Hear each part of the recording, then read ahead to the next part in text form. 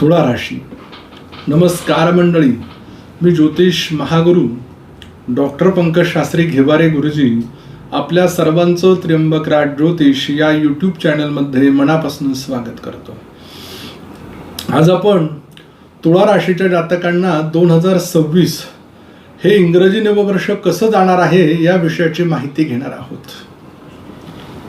आपण प्रत्येक महिन्याला मासिक राशी भविष्य हे देत असतो, परंतु प्रत्येक ज्योतिषप्रेमी ज्योतिष अभ्यासकांची इच्छा असते की वार्षिक राशी भविष्य दिलं पाहिजे. तत्पूर्वी आमच्या सगळ्या प्रेक्षकांना इंग्रजी नववर्षाच्या खूप खूप शुभेच्छा. हे इंग्रजी नववर्ष आपल्याला आरोग्यदायी, यशदायी आणि आपल्या यशाचा आलेख हा उत्तरोत्तर वाढवणारा असो अशी माझ्याकडनं तुम्हाला मनपूर्वक शुभेच्छा. मित्रांनो, ज्योतिष म्हटलं की ग्रह तारे. काही ग्रह हे कमी कालावधीमध्ये म्हणजे अगदी लवकर गोचरीनं राशींचं भ्रमण परिपूर्ण करतात आणि काही ग्रह हळू करत असतात.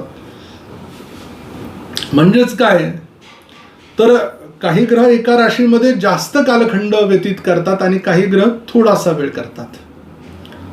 यात प्रामुख्यानं गुरु ग्रह, शनी ग्रह, राहू ग्रह, केतू ग्रह हे जास्त कालखंड व्यतीत करणारे ग्रह आहेत.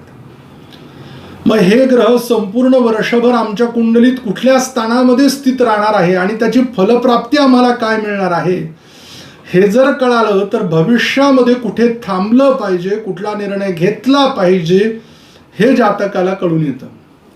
म्हणून वार्षिक राशी भविष्य हे गरजेचं आहे.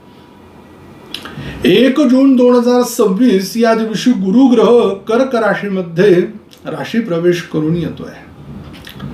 31 ऑक्टोबर 2026 मध्ये गुरु ग्रह सिंह राशीमध्ये राशी परिवर्तन करून येतोय. याचबरोबर शनी ग्रह संपूर्ण वर्षभर मीन राशीमध्ये वास्तव्य करणार आहे. पुढे 25 नोव्हेंबर 2026 या दिवशी राहू ग्रह वक्री भ्रमण करून मकर राशीमध्ये येतोय आणि पुढे 25 नोव्हेंबर याच दिवशी केतू ग्रह कर्क राशीमध्ये येतोय. मग या राशी परिवर्तनाचा तुळा राशीच्या जातकांवरती नेमका काय परिणाम होणार आहे ते पाहणार आहोत आपण ह्या व्हिडिओमध्ये. तुळा राशी ही शुक्र ग्रहाच्या आधिपत्याखाली येणारी रास आहे आणि विशेष गोष्ट म्हणजे पहिले 6 महिने गुरु ग्रह भाग्यस्थानामध्ये विराजमान असणार आहे. म्हणजेच काय तर लग्नाला भाग्याची खऱ्या अर्थानं पहिल्या 6 महिन्यांमध्ये जोड मिळणार आहे. त्यानंतर कर्माची गती लाभून त्याचं लाभात रूपांतर होणार आहे. तुळा राशीची लोक या वर्षामध्ये पाठीमागे वळून पाहतच नाहीये. परीस लोखंडालाही हात लावावा, त्याचं सोनं व्हावं, अशा प्रकारचं हे वर्ष तुमच्यासाठी आलंय. अगदी आकाशातनं एवढ्या सरी कोसळाव्या की पावसाचं रूपांतर पुरामध्ये व्हावं हे कळालंच नाही, अशा प्रकारची गोष्ट आहे. पहिले 6 महिने भाग्यामध्ये, त्यानंतर तुमच्या कर्मस्थानामध्ये उच्चीचे हौस नावाच्या राजयोगामध्ये आणि मग लाभाकडे अतिचार गतीने प्रवेश करताय. विचारांची प्रगल्भता वाढते आहे, ज्ञानाचा ओघ वाढतोय, गुरुतत्वाची ओळख पटते. काय विचारावं, अगदी तुमच्या सुखाला नजर लागेल असं हे 2026 वर्ष आहे जातकांना. आर्थिकतेचा विचार करता, कुटुंबाचा विचार करता, परिवाराला एकत्र घेऊन राहणार आहे, परिवारांच्या समस्या समजून घेणार आहे, परिवारात काय हवंय काय नकोय, आपल्यामुळे कोणाला त्रास तर होत नाहीये ना याचा विचार सुद्धा तुम्ही करताय. तुळा राशीचे लोक पराक्रमाच्या दृष्टीने जर विचाराल तर तुमच्या पराक्रमाला तडजोड नाहीये. जे म्हणून कार्य हातात घेताय ते परिपूर्ण करताय. आपल्यापेक्षा लहान बहीण भावंडांना समजून घेताय, त्यांच्यावरती स्नेहाचा वर्षाव करताय, त्यांच्यावरती प्रेमाचा वर्षाव करताय. विचारावं काय तुमचं सुख.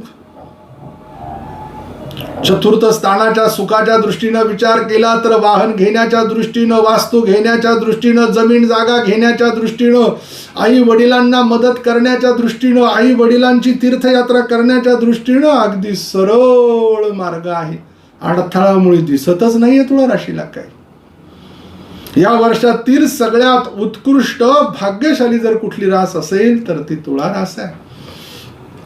पंचमाचा विचार केला असता प्रेमाचे क्षण अनुभवायला मिळतील, संतान प्राप्तीचे योग येतील, अडलेलं काम, खूप दिवसांपासून रखडलेलं काम, ज्या कार्यामध्ये यश मिळत नव्हतं, अगदी त्रासून गेलो होतो, त्या कार्यामध्ये सुद्धा परिपूर्णता येताना दिसते आहे. षष्ठ स्थानाला रिपू रोग स्थान म्हणतात. या महिन्यामध्ये, या वर्षामध्ये रोग प्रतिकारक क्षमता तुमची वाढती आहे. अगदी महिन्याच्या सुरुवातीपासूनच यशाला सुरुवात होते आहे. मातुल घराण्यांची मदत आहेच, मातुल घराण्यातील लोकांचा सपोर्ट आहे. समौ शत्रूच मित्रेच, म्हणजेच काय तर शत्रूंनाही मित्र केल्याशिवाय तुम्ही राहणार नाही आहे. वैवाहिक सुखाच्या दृष्टीनं विचार केला असता जाया भावाचा, चांगल्या जोडीदाराची प्राप्ती आहे, मनासारख्या पतीची प्राप्ती आहे, मनासारख्या पत्नीची प्राप्ती आहे. जोडीदाराला नोकरी लागण्याचा योग आहे, जोडीदाराचा व्यवसाय व्यवस्थित होण्याचा योग, आर्थिक अर्थार्जन वाढण्याचा योग आहे. मोठं संकट मुळात नाहीच आहे तुमच्याकडे.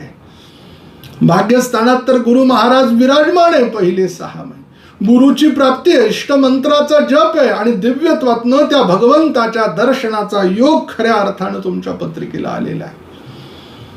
आणि गुरु महाराज ज्या वेळेला दशमस्थानाला विराजमान होतील तेव्हा तर अगदी विचारायला नको तुमच्या सुखाचा पारवार. अगदी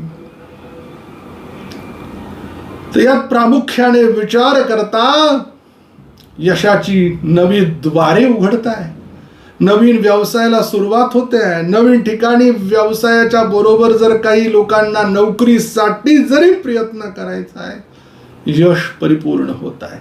कामाच्या ठिकाणी पदोन्नती होते, कामाच्या ठिकाणी बढती होते, काम बघून ज्येष्ठ आनंदित झालेले आहे.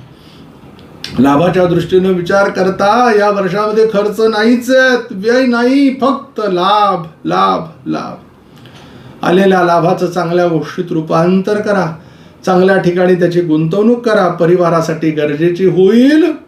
व्ययाचा विचार केला तर सत्पात्री दान केलेलं योग्य असणार आहे. गेलेली वेळ, गेलेलं वर्ष परत येत नसतं जातकांनो. म्हणून आलेलं हे नवीन वर्ष याचं स्वागत करा, नवीन संकल्प करा, व्यसनांपासून दूर राहा. मग बघा आपलं यश कसं आपल्याला खुणावत आहे. पुनश्च एकदा सर्व जातकांना नवीन वर्षाच्या खूप खूप शुभेच्छा. परत भेटू आपण पुढील व्हिडिओमध्ये. तोपर्यंत सर्व प्रेक्षकांना नमस्कार.